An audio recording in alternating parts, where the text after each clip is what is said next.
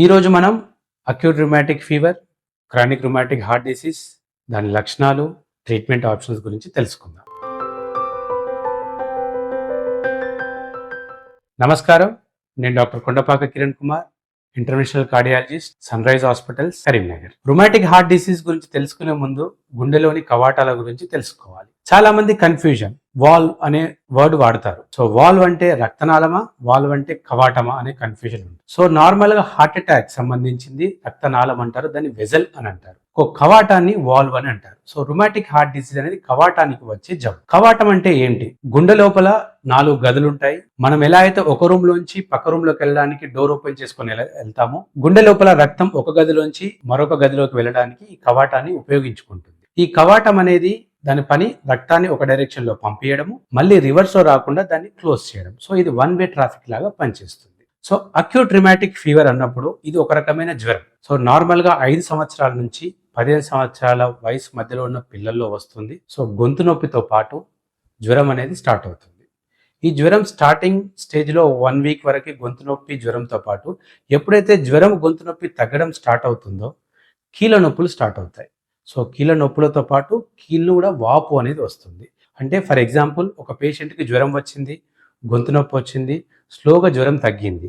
అప్పుడు మోకాలు, కుడి మోకాలు కానీ ఎడమ మోకాలు కానీ నొప్పి అనేది స్టార్ట్ అవుతుంది, వాపు అనేది స్టార్ట్ అవుతుంది. కొన్ని రోజుల్లో ఆ వాపు తగ్గుతుంది. ఎప్పుడైతే ఆ మోకాలు వాపు తగ్గడం స్టార్ట్ అవుతుందో మరొక జాయింట్ అనేది ఇన్వాల్వ్ అవుతుంది. మోకాలు నొప్పి తగ్గే స్టేజ్ లో ఈ రిస్ట్ జాయింట్ అనేది వాపు రావడము, రిస్ట్ జాయింట్ అనేది పెయిన్ రావడం అనేది జరుగుతుంది. ఇది తగ్గే సమయానికి మరొక జాయింట్, ఎల్బో జాయింట్. సో ఇలా ఒక్కొక్క జాయింట్ తగ్గడము, మరొక జాయింట్ అనేది స్టార్ట్ అవ్వడం జరుగుతుంది. సో దీన్నే మైగ్రేటరీ పాలిఆర్థరైటిస్ అని అంటారు.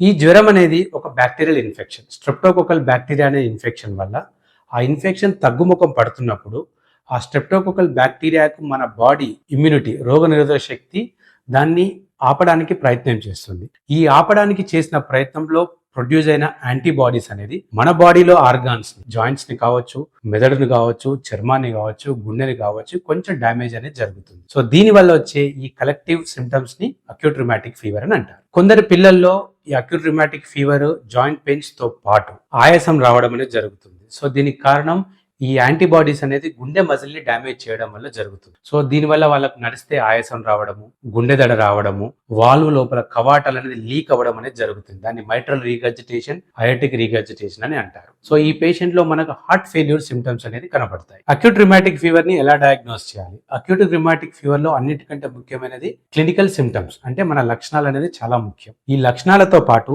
ఈసీజీలో కొన్ని మార్పులు, 2D ఎకోలో వాల్వ్ లీక్ కానీ గుండె యొక్క పంపింగ్ యాక్షన్ తగ్గడం ద్వారా మనం ఈ అక్యూట్ రుమాటిక్ ఫీవర్ ని డయాగ్నోస్ చేయొచ్చు. ఈ ఈసీజీ 2D ఎకోతో పాటు బ్లడ్ టెస్ట్ అనేది చాలా ఇంపార్టెంట్. బ్లడ్ టెస్ట్ లో ఈఎస్ఆర్, సిఆర్పి, ఏఎస్ఓ టైటర్స్ అనేది చేస్తారు. ఈ మూడింటిని అండ్ క్లినికల్ లక్షణాలను మరియు 2D ఎకో ఫైండింగ్స్ ని బట్టి మనం అక్యూట్ రుమాటిక్ ఫీవర్ అని లేబుల్ చేస్తాం. ఒకసారి అక్యూట్ రుమాటిక్ ఫీవర్ అని తెలిసిపోయింది, మనం ట్రీట్మెంట్ చేయాలి. సో ట్రీట్మెంట్ కి ముఖ్యంగా పేషెంట్ కి జాయింట్స్ పెయిన్స్ ఉండొచ్చు, గుండె వీక్ అవ్వడం కావచ్చు. సో వీటికి ఇన్ఫ్లమేటరీ రెస్పాన్స్ తగ్గియాలి. సో ఇన్ఫ్లమేటరీ రెస్పాన్స్ తగ్గడానికి ఆస్పిరిన్ ని వాడతారు. కొన్నిసార్లు ఆస్పిరిన్ తో రెస్పాండ్ కానప్పుడు స్టెరాయిడ్స్ కూడా వాడాల్సి ఉంటుంది. అక్యూట్ రుమాటిక్ ఫీవర్ లో ముఖ్యమైనది, ఈ అక్యూట్ రుమాటిక్ ఫీవర్ మళ్ళీ వచ్చినప్పుడు గుండె మీద గానీ మిగతా ఆర్గాన్స్ మీద ఎఫెక్ట్ రాకుండా ఉండడానికి పెన్సిలిన్ ప్రొఫైలాక్సిస్ అని వాడాలి. దీన్ని మెడికల్ టర్మ్ లో బెంజతిన్ పెన్సిలిన్ అంటారు, కామన్ టర్మ్ లో తెల్ల ఇంజెక్షన్ అని అంటారు. ఇది గ్లూటియల్ రీజియన్ లో 3 వారాలకు ఒకసారి తీసుకోవాల్సి ఉంటుంది. సో ఒకసారి రుమాటిక్ ఫీవర్ అని డయాగ్నోజ్ అయిన తర్వాత మళ్ళీ డ్యామేజ్ జరగకుండా ఈ పెన్సిలిన్ ప్రొఫైలాక్సిస్ ఇంజెక్షన్ అనేది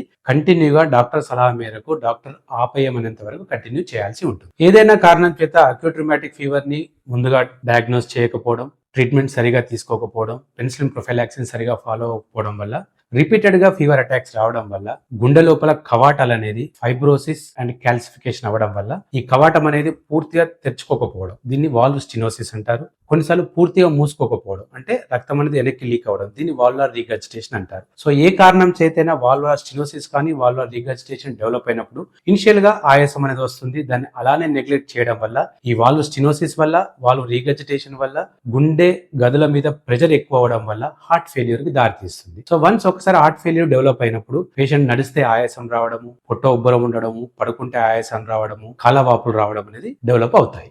కొందరిలో ఈ హార్ట్ ఫెయిల్యూర్ సిమ్టమ్స్ తో పాటు గుండె దడ కూడా వస్తుంది. సో ఈ గుండె దడలో ముఖ్య కారణం ఏట్రియల్ ఫిబ్రిలేషన్, అంటే మన గుండె కొట్టుకునే రిథం అనేది ఇర్రెగ్యులర్ గా అవడం. సో ఈ వాల్వార్ స్టెనోసిస్ తో పాటు ఇర్రెగ్యులర్ రిథం రావడం వల్ల ఇటువంటి పేషెంట్లకి పక్షవాతం వచ్చే రిస్క్ అనేది ఉంటుంది. సో రొటీన్ ట్రీట్మెంట్ తో పాటు వీళ్ళకి బ్లడ్ థిన్నర్స్ కూడా ఇవ్వాల్సి ఉంటుంది. సో ఎవరైతే ఈ chronic rheumatic heart disease develop అయింది, వాళ్ళకి సిమ్టమ్స్ ఉన్నాయి, మనం డ్రగ్స్ ఇస్తున్నాము, అయినా సిమ్టమ్స్ ఇంప్రూవ్ అవ్వట్లేదు, గుండె లోపల 2D ఎకో స్కాన్ చేసినప్పుడు గుండె ఇంకా స్లోగా వీక్ అవుతుంది అన్నప్పుడు మనం ఈ వాల్వ్కి సర్జరీ అనేది చేయాల్సి ఉంటుంది. సో అది మైట్రల్ వాల్వ్ కావచ్చు, అయోటిక్ వాల్వ్ కావచ్చు. సో మైట్రల్ వాల్వ్ సంబంధించి మైట్రల్ స్టెనోసిస్ అంటే కవాటం అనేది మూసుకుపోయినప్పుడు దానికి 2 రకాల సర్జరీస్ ఉంటుంది. ఒకటి బెలూన్ మైట్రల్ వాల్వాటమీ, అంటే తొడకు ఒక ఇంజెక్షన్ ఇచ్చి ఈ కవాటం లోపలికి ఒక బెలూన్ పంపించి ఆ బెలూన్ డైలేట్ చేయడం వల్ల మూసుకుపోయిన కవాటం అనేది కాస్త ఓపెన్ అవుతుంది. కొన్నిసార్లు మైట్రల్ స్టెనోసిస్ తో పాటు మైట్రల్ రీగజిటేషన్ కూడా ఉంటుంది, అంటే వాల్వ్ అనేది లీక్ అవ్వడం. ఇటువంటి పేషెంట్ లో ఓపెన్ హార్ట్ సర్జరీ చేసి ఆ మైట్రల్ వాల్వ్ అనేది మార్చేసి కొత్త వాల్వ్ పెట్టాల్సి ఉంటుంది. అలాగే aortic stenosis and aortic regurgitation patients లో కూడా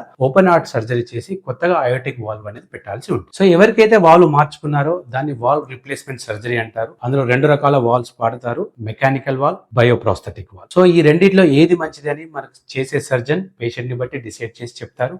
సో చాలా మంది సర్జరీ అవగానే అయిపోయింది, ఇంకా మందులు వాడాల్సిన అవసరం లేదనుకుంటారు. కానీ బయోప్రాస్థెటిక్ వాల్వ్ అయినా మెకానికల్ వాల్వ్ అయినా ఖచ్చితంగా మందులు వాడుకోవాలి. ఎందుకంటే ఇది మన బాడీలో పార్ట్ కాదు, మనం బయట నుంచి తీసుకొచ్చిన పార్ట్.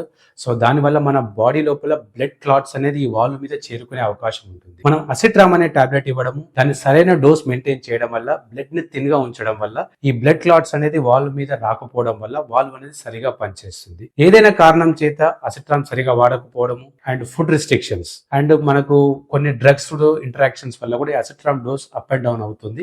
ఇటువంటి పరిస్థితుల్లో రక్తం ముద్దలు అనేది వాల్వ్ మీద చేరుకోవడం వల్ల వాల్వ్ అనేది ఆ మెకానికల్ వాల్వ్ కానీ సరిగా ఓపెన్ అవ్వదు. సో దీన్ని స్టక్ వాల్వ్ అంటారు. సో స్టక్ వాల్వ్ వచ్చినప్పుడు ఈ రక్తం ముద్దలు కరగడానికి ఇంజెక్షన్ ఇవ్వడము, కొన్నిసార్లు మళ్ళీ రీడూ సర్జరీ చేసి ఆ వాల్వ్ మార్చి మరొక వాల్వ్ పెట్టాల్సి ఉంటుంది. So acute rheumatic fever patients కావచ్చు, chronic rheumatic heart disease patients కావచ్చు, ఆల్రెడీ సర్జరీ అయిన పేషెంట్స్ కావచ్చు, డాక్టర్ ని రెగ్యులర్ గా కన్సల్ట్ అవ్వాలి, వాళ్ళు ఇచ్చిన మెడిసిన్స్ రెగ్యులర్ గా వాడుకోవాలి. సో మెడిసిన్ వాడితే మాకు సిమ్టమ్స్ తగ్గిపోయాయి కదా, ఇప్పుడు ఏం ఆయాసం లేదు, కాలవాపులు లేవని నెగ్లెక్ట్ చేయకుండా రెగ్యులర్ గా డాక్టర్ ని ఫాలో అవ్వడం వల్ల అక్యూట్ రుమాటిక్ ఫీవర్ నుంచి క్రానిక్ రుమాటిక్ హార్ట్ డిసీజ్ లాగా పోకుండా ఆపుకోవచ్చు.